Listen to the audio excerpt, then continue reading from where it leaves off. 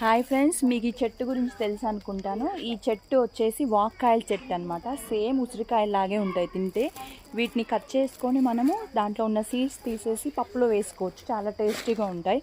ఒకసారి మీకు చెట్టు చూపిస్తాను. చూసారా ఫ్రెండ్స్, చాలా పెద్దగా ఉంది చెట్టు కూడా. చూడండి, ఈ సీడ్స్ ఇవి కాయల్ని ఇలా కట్ చేసుకుంటే లోపల ఒక సీడ్ ఉంటుంది అనమాట. ఆ సీడ్ తీసేసుకొని మనం పప్పులో వేసుకోవాలి. సేమ్ ఉసిరికాయల టేస్ట్ ఉంటుంది. పప్పు కూడా చాలా డిఫరెంట్గా టేస్టీగా ఉంటుంది అనమాట. ఇలా రెడ్ కలర్లో వచ్చినవి మాత్రమే కొయ్యాలి.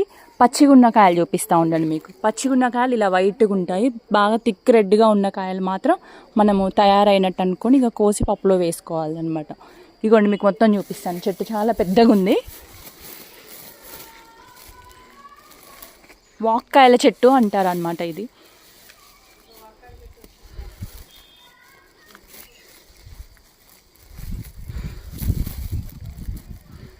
ఇవన్నీ వాక్కాయలేను, చాలా ఉన్నాయి చెట్టుకి.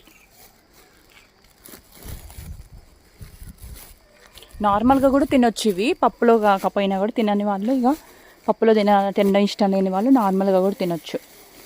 ఇదిగోండి, పండిన కాయ చూపిస్తాను మీకు. ఇదిగోండి, ఇలా వస్తుంది అన్నమాట.